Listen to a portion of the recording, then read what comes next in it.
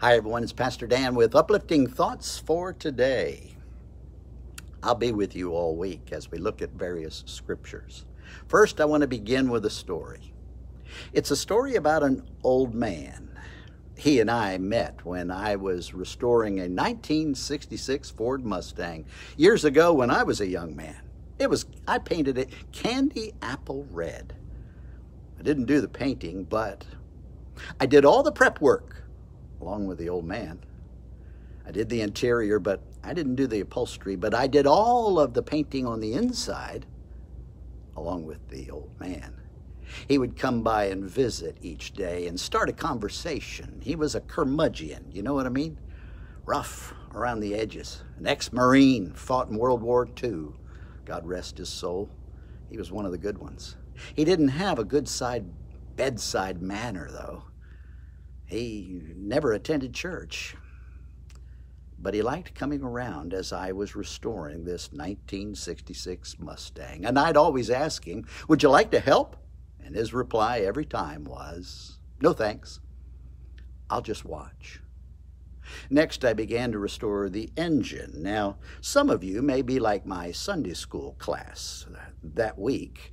When it got time to restore the engine, they said, "You're really going to do that on your own?" I said, "Sure.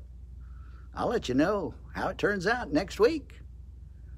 Well, each day the old man would come by just to watch. And as I began working on the engine, I had never rebuilt an engine before, and this was long before YouTube. I had some manuals, and I was going step by step. It was quite an endeavor. And each time, the old man would say, "I wouldn't do that if I was you, preacher." "Oh, you wouldn't?" I would reply. "What would you do?" "I'd start over here," or "I'd start over there," he'd point. Or he'd pick up a tool and begin to show me how. "Would you like to help?" I'd say. "Nope, I'll just watch."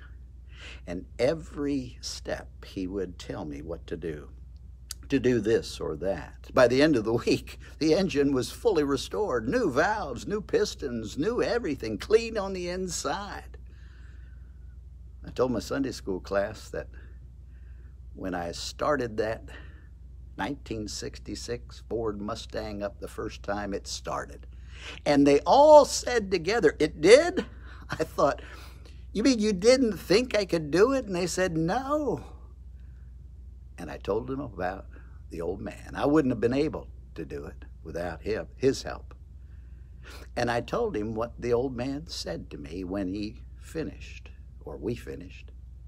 "I've never spent this much time with a preacher," the old man said. "I've always been afraid to be around church folk. But you let me be me," he said.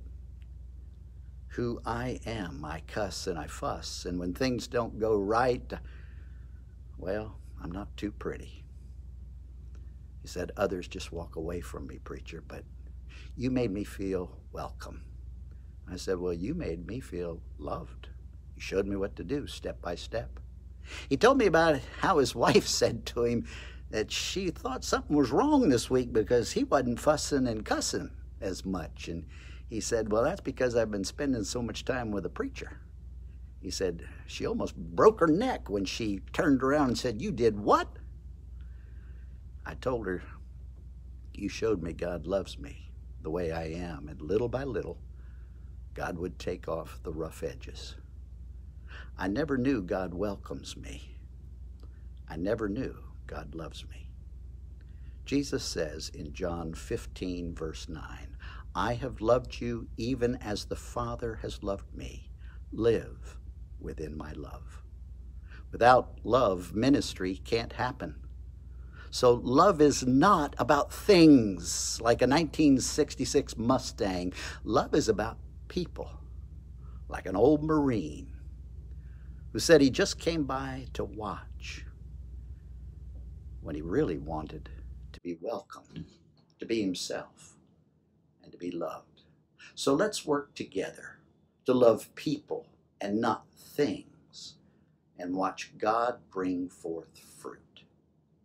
Hey, Have a great day.